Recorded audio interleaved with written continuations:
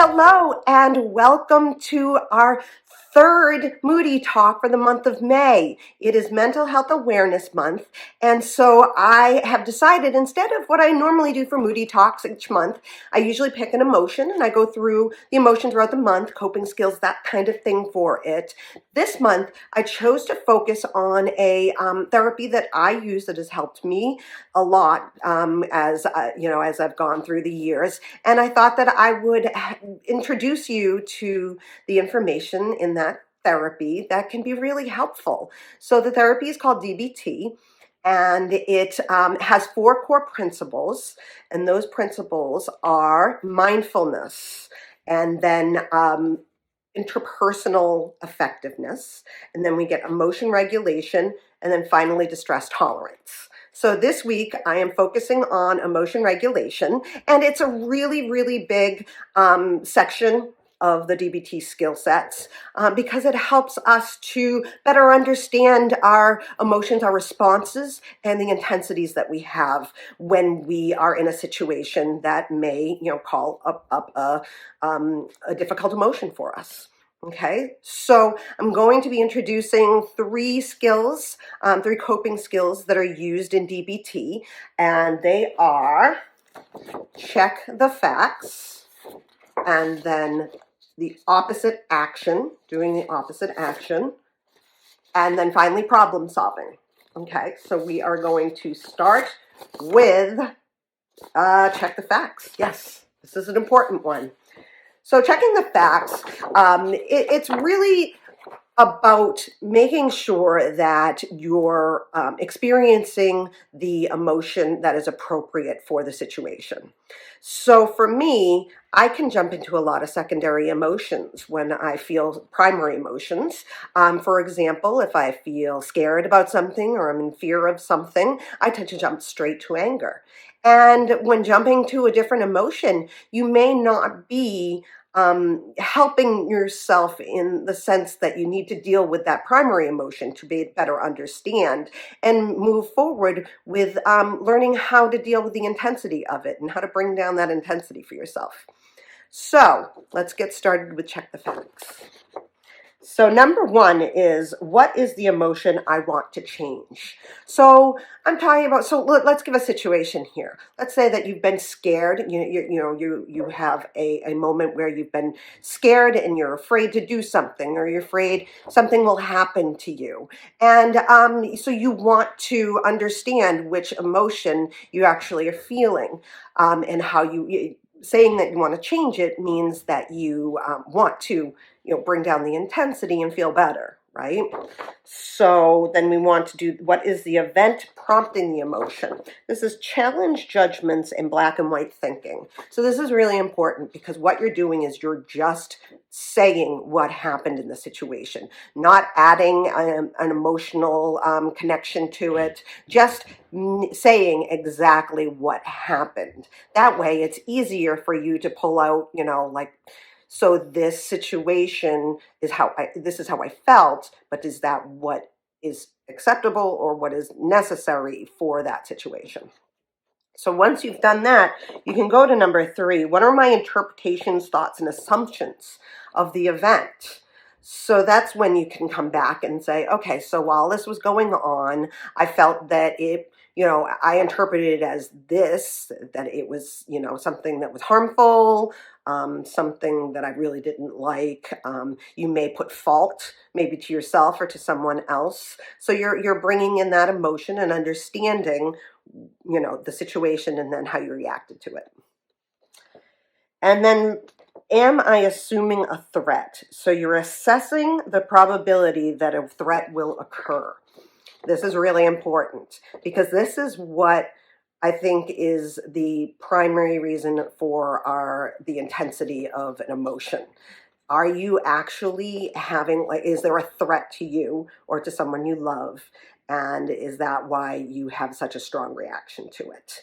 And then finally, does that emotion and its intensity fit the facts? So this is when you come to the very end of it and you're like, okay, so I am feeling this emotion and it's this intense And yes or no, there's a threat. Let's say, yes, there's a threat. So the emotion I'm feeling, fear, and the level of intensity that I'm feeling is correct in this moment. So that is checking the facts. And it's important to do so that you know what to go to do next. Okay? Then we move on to opposite action. Okay, so this is if something like this happens a lot and you start to have maybe a fear of it constantly happening and what will happen to you if this is a problem that occurs regularly. Okay, so let's say you have panic attacks and you get them in certain places or at certain times. Opposite action is what you can use to slowly move yourself back into doing those things and maybe not feeling the intensity of the emotion because you're doing the opposite thing and kind of pushing yourself to recognizing that maybe the black and white thinking of it will happen every time I do this or every time I go to this place. It helps. Okay, so I know it sounds like it's something that could be very stressful, and yeah, it can be very stressful, but it's also something that's counteracting that intense stress and helping you to understand, well, maybe it's not going to happen in that way, right? Okay. So number one is check the facts first. So go back to the very beginning one to check the facts. Next, identify and describe your action urges. So let's say there's a particular place that you go and you have a panic attack at them, okay? And whenever you go there, you tend to have a panic attack. So what is your urge when you have that? Is your urge that you just won't go to that place? Somebody may have asked you to go there and you are afraid to. So you don't. That is the action urge. You don't do the thing that somebody asked you because you can't go to the place they're asking you to go. So that's just one thing. So then after, you want to ask wise mind, is the action urge effective for the situation? So wise mind in DBT is a way of getting away from emotion mind and practical, like a practical mind, like reason mind, where you go into the middle of those things. You're able to move away from the intense emotion of it and maybe the reason side. If you're in that very stuck reason mind where there's no emotion to it, it's just matter of fact, right? So wise mind is kind of bringing the two together so that you are in a state of, just in the middle of those two feelings, okay? So is the action urge effective for the situation? So somebody has asked you to go somewhere to pick up something for them, and you don't want to go, and you're not going to go because you don't like going to that place because you get a panic attack, right? Is it effective? That action urge is not going to the place. Is that effective for the situation? And I think we can all agree, no, it's not, because the person has asked you to do it and they need you to pick up something for them in a particular place. Identify your opposite actions to your urge actions. So what's the opposite action of, this urge of not going? Well, would be to go, right? Would be to go to that place and do the thing that the person asked you to do. Yes, you have in mind, oh my goodness, I'll probably have a panic attack. Will you? Are you using black and white thinking and saying, I am going to have a panic attack if I go to this place? And that's where opposite action is really, really a good tool, because you're talking yourself out of doing a thing just because you have this black and white thinking of, I'm going to have a panic attack. So why not challenge that and try, right? So you want to do that, and then you act opposite all the way. You go all in. You're not just stepping foot in and then leaving and saying, I went to the place. This is, I have something that I need to do, and I'm going to do it regardless of my fear that I'll have a panic attack there, right? So do it all the way. And then repeat the opposite action until the emotion changes. So going back to that place, maybe you're not even asked to go there again, but you did it once, you got the thing done, Maybe tomorrow you can go again and step in there and spend maybe a little more time there and doing the opposite action all the way, and then leaving and probably not having the response that you thought you would have. And then the next day, maybe I'll go for 5 minutes longer than I normally do. It's a great way to get yourself out of your shell, out of your black and white thinking, and understanding that you can get through intense emotions and those feelings that go along with it and those fears that go along with it. So that is opposite action. And then finally, there is problem solving. Okay, so we start solving with check the facts first again. Okay, and then you're going to identify your goal in solving the problem. So let's go back to the panic attacks again, right? Go into this place and having the panic attack or not having the panic attack. It's the black and white thinking again. If I go there, I'm going to have a panic attack, right? So you need to figure out the goal that you will have in that situation. Now, the goal doesn't have to be, I won't have a panic attack. The goal could actually be, I go to the place and get done what I need to get done. Okay? So that is your goal. Brainstorm multiple solutions. Okay? Get a few ideas of what you can do to get to that goal. Maybe it's, again, like going in and, doing the physical act of getting the thing that you need.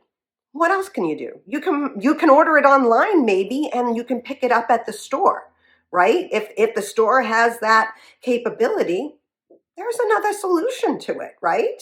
It doesn't have to be that you have to, break this whole problem and not have a panic attack. Maybe there's just other ways that you can do this goal without putting yourself in that intense feeling and fear, right? So number 4, choose the solution that fits the goal best, okay? So again, what are the choices that you have? What do you think is the best result for you in this moment? If you're feeling particularly stressed that day, maybe it is to order it online and then have them bring it out to you. It doesn't have to be like the goal buster where you go in and you force yourself to deal with maybe having a panic attack. Okay? Put the solution into action. So try the solution a few times. So again, this can go for a couple of days. Maybe you need to get something from that same place again. Choosing that solution, it worked for you, and now you're going to do it again, right? Evaluate the solution. Do you need to find another solution? If that worked for you, no. But maybe they can't give you something that you ordered online. Maybe you have to actually go directly to the store and go inside and get it, right? So you may have to use that as another solution. And then you try that again and again. And maybe your panic attacks subside and you don't have them, and you can spend more time there. So that's the problem solving part of emotion regulation. I hope these helped, and I'm planning on doing a couple other bonus Moody talks, because there are a lot of other things that we can talk about for mental health issues, things that people maybe don't have a full understanding of or didn't know that there were other things that are involved. So I'm going to go in and do a couple of bonus episodes, and I hope that you will enjoy them. If you have any questions or comments, please don't hesitate to put them down in the comments or send me a DM. It's always really helpful to hear what other people would like to hear more about. So have a great rest of your week, and I will see you next week. Bye.